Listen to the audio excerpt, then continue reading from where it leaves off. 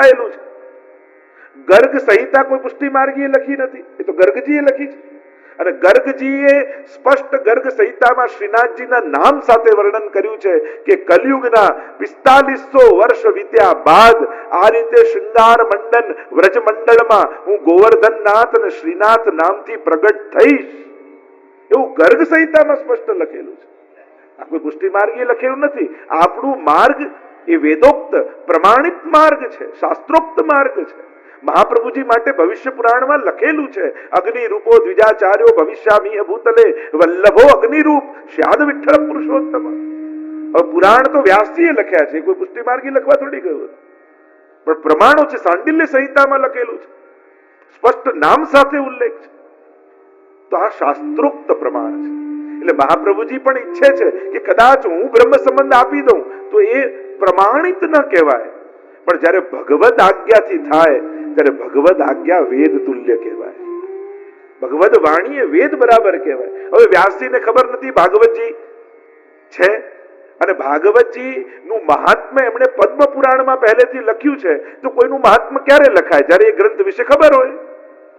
પછી કેમ વ્યાસજીને શોક થયો? નારદજી પધાર્યા, નારદજીના મુખે સાંભળ્યું અને પછી ભાગવતજીનું દર્શન કરીને ગાયું. કારણ જો પોતે લખે તો વ્યાસજીએ લખેલું કહેવાય, પછી એ વેદોક્ત વેદ તુલ્ય ન કહેવાય.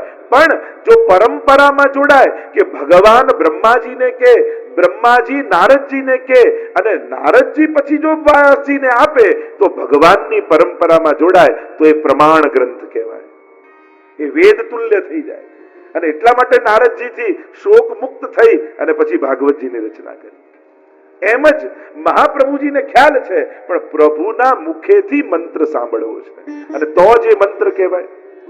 તો આ મંત્રના ઋષિ સ્વયં મહાપ્રભુજી થયા. ઋષય મંત્ર દ્રષ્ટાર. ઋષિની વ્યાખ્યા જ કરી. ઋષિ કોણ કહેવાય? મંત્ર બનાવે ઋષિ નહીં, જેને ધ્યાનમાં મંત્ર દેખાય એ ઋષિ, જે મંત્રને જુએ છે એ ઋષિ. સ્વયં ભગવદ આજ્ઞા થઈ મહાપ્રભુજીને થઈ, અને એટલા માટે અહીંયા મહાપ્રભુજી એ વાતનો ઉલ્લેખ કરે છે કે ક્યારે? શ્રાવણસ્ય અમલે પક્ષે. શ્રાવણ માસ સૌથી પહેલા. હવે ટીકામાં તો આચાર્યો એક એક શબ્દોના અર્થો કર્યા હોય કે શ્રાવણ માસ કેમ? તો કે શ્રવણ મહિનામાં જ્યારે સૂર્ય પ્રવેશ કરે શ્રવણ નક્ષત્રમાં ત્યારે શ્રાવણ માસ આવે, અને એ ભગવાનનો માસ થઈ જાય, કારણ કે શ્રવણ નક્ષત્રના અધિષ્ઠાતા વિષ્ણુ છે. અને એટલા માટે શાસ્ત્રોમાં વેદોમાં ક્યાંક ક્યાંક પરબ્રહ્મને વિષ્ણુ શબ્દથી પણ બોલાવવામાં આવ્યા છે. જો શાસ્ત્રોમાં આ સમજવાની જરૂર છે, વેદો અને પુરાણોમાં, કે જ્યાં આ વિષ્ણુ શબ્દ બે રીતે વપરાયા છે વેદોમાં અને શાસ્ત્રોમાં. એક વિષ્ણુ શબ્દ દેવતા માટે પણ વપરાયો છે અને એક વિષ્ણુ શબ્દ પરબ્રહ્મ માટે પણ વપરાયો છે. એટલે એ વિવેકથી સમજવું પડે ગુરુજનો પાસે કે કયો વિષ્ણુ શબ્દ કોના માટે છે. તો અહીંયા કહ્યું કે આ તો પ્રભુ પ્રગટે એના માટે શ્રાવણ માસ. બીજો અર્થ કર્યો કે મહાદેવજીનો માસ કહેવાય ને, પરમ ભક્ત મહાદેવજી છે તો ભક્તો પર કૃપા કરવાનો આ માસ છે, એનો પણ એક ઉલ્લેખ. અને ઘણી ચર્ચાઓ એની કરી.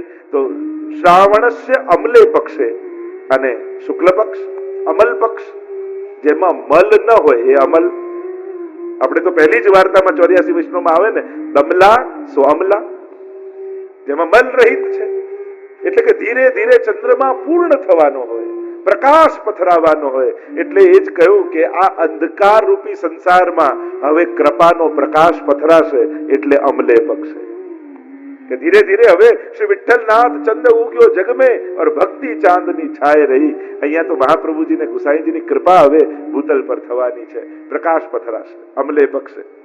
એકાદશ્યામ, એકાદશી, અને એકાદશી તો પ્રસિદ્ધ છે, ભગવદ રૂપ કહેવાય. એકાદશ ઇન્દ્રિયો કે જ્યાં ભગવદ સામીપ્ય પાસ કરે, સામીપ્યને પ્રાપ્ત કરે. એકાદશી ઉપવાસ, આપણે ઉપવાસ, ભગવાનની પાસે વાસ કરો. એટલે એકાદશી એટલે ખાલી ખાવું જ નહીં, એ તો ખાલી મુખનો ઉપવાસ કહેવાય. આંખનું આવે, કાનનું આવે, જીભનું આવે, પગનું આવે, હાથનું આવે. એકાદશી બધું જ આ એકાદશ ઇન્દ્રિયો ભગવાન પાસે વાસ થવી જોઈએ. એટલે નક્કી કરવાનું કે એકાદશીના દિવસે બહુ વોટ્સઅપ ઉપર વાત નહીં કરો, ફેસબુક ઉપર બહુ ચેટ નહીં કરું. આ બધા એકાદશી જ કહેવાય. ઘણા બધા એમાં તો સંકલન છે. તો એકાદશી માસ, એકાદશ ઇન્દ્રિયો હવે ભગવાનને સમર્પિત કરવાનો સમય આવી ગયો છે, એટલે એકાદશ્યામ. કારણ કે બ્રહ્મ સંબંધમાં બધું બોલીએ છીએ ને, દેહ, પ્રાણ, ઇન્દ્રિય, અંતઃકરણ, આ બધું જ સમર્પણ છે. આલોક અને પરલોક બધાનું સમર્પણ કરી દીધું જીવે. આજ શરણાગતિ એટલે એક શરણાગતિની વિધિ આવી આપણી પાસે. શરણાગતિનું મહાત્મ્ય તો બધામાં, ભાગવત ગીતા, વેદ બધામાં કહ્યું છે, પણ હવે વિધિવત શરણાગતિનો માર્ગ પ્રાપ્ત થયો. એકાદશ્યામ મહાનિશી, એ મધ્યરાત્રિએ. બોલો ગોવર્ધન નાથ કી જય, વલ્લભાધીશ કી જય, કૃષ્ણ કનૈયા કી જય. શ્રાવણ શ્યામલે પક્ષે એકાદશ્યામ મહાનિશી, સાક્ષાત ભગવતા તદક્ષરશ્યુચ્યતે. એકાદશ્યામ મહાનિશી, આટલી રાત્રિઓ આપણે ત્યાં પ્રસિદ્ધ છે. એક તો આ પવિત્ર એકાદશીની રાત્રિ જે દિવસે ઠાકોરજી પ્રગટ થયા, બીજી પ્રભુ જે દિવસે તમદ્ભુતમ બાલકમમ મુજેક્ષણમ ચતુર્ભુજમ શંખ ગદા જુદાયુધમ શ્રીવત્સલક્ષ્મમ ગલસૌમિકૌસ્તુભમ પીતાંબરમ સાંદ્રપયોદ સૌભગમ, જે દિવસે ઠાકોરજીનું પ્રાગટ્ય થયું. અને ત્રીજી તાસામાવિર્ભૂત છૌરી સ્વયમાન મુખાંબુજ પીતાંબર ધરસ્ત્રગ્વી સાક્ષાન મન્મથ મન્મથ, જે મહારાસની રાત્રિ છે. આટલી રાત્રિઓ પ્રસિદ્ધ આપણે ત્યાં છે.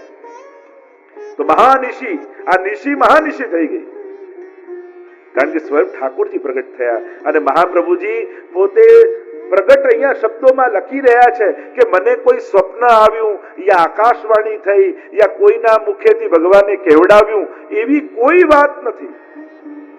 વાત શું બની છે?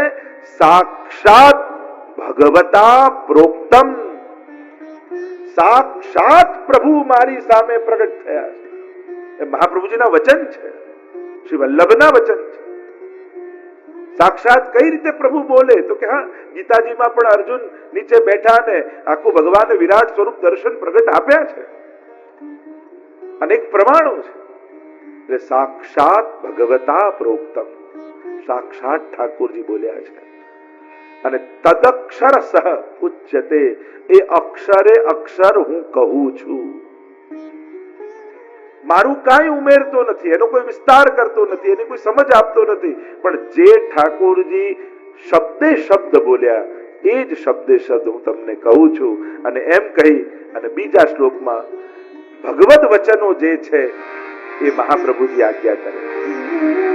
બ્રહ્મ સંબંધ કરણા સર્વેષામ દેહ જીવયો સર્વદોષ નિવૃત્તિ દોષા પંચવિધાસ્મતા. જે આજ્ઞા થઈ ભગવદ આજ્ઞા, બ્રહ્મ સંબંધ કરણા સર્વેષામ દેહ જીવયો સર્વદોષ નિવૃત્તિ દોષા પંચવિધા સ્મૃતા. બ્રહ્મ સંબંધ કરવાથી દેહ અને જીવના સમસ્ત દોષો નિવૃત્ત થઈ જશે. અને દોષા પંચવિધા, દોષો 5 પ્રકારના છે. સ્મૃતિઓમાં કયા છે? સ્મૃતા. બ્રહ્મ સંબંધ મંત્ર મહાપ્રભુજીએ ન લખ્યો, કારણ કે મંત્ર ગુપ્ત હોય અને એટલા માટે ગ્રંથમાં ન લખ્યો.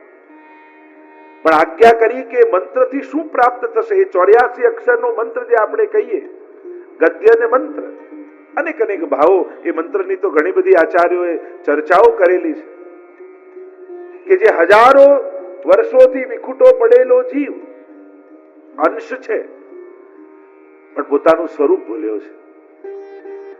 તાપ ક્લેશનો આનંદ જેને તિરોધાન થયો છે, અને તાપ પણ નથી થતો કે ક્યારે પ્રભુ મળશે.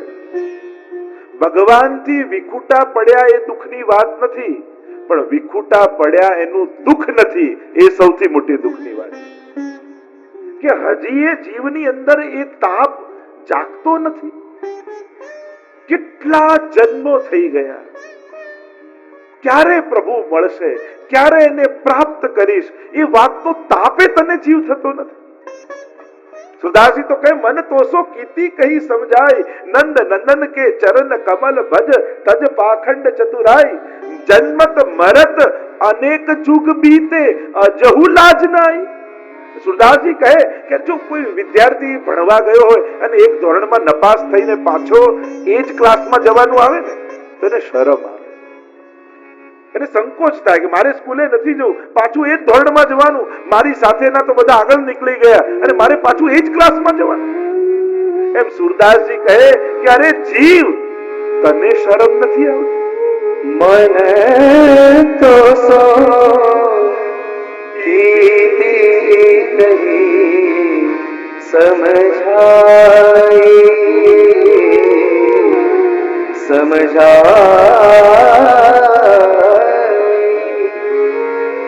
नंद नंदन के चरण कमल भजे तज पाखंड चतुराई,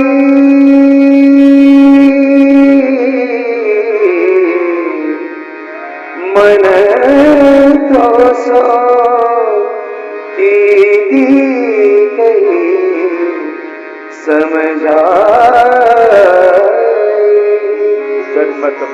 जन्मत मरत बहुत जुग बीते अजहू लाज न आई, सूरदास भगवंत भजन सूरदास भगवंत भजन बिने जय हे जन्म गवाई, मन तो सो कीती कही समझाई. કોઈ વિદ્યાર્થી નાપાસ થાય ને પાછું એ જ ધોરણમાં જતા એને શરમ આવે. સુરદાસ કહે કે હે જીવ, હજારો જન્મો તે લીધા, પાછો મરીને ત્યાં જ, પાછો મરીને ત્યાં જ, પાછો મરીને ત્યાં, તને શરમ નથી આવતી પાછો જન્મ લેતા? પુનરપી જનનમ પુનરપી મરણમ પુનરપી જનની જઠરે શયનમ, ફરી ફરી એ જ ભૂલોકમાં, એ જ સુખ દુઃખના એ તાતરણાઓમાં બંધાઈ ઘસાતો ઘસાતો ખપી જાય છે.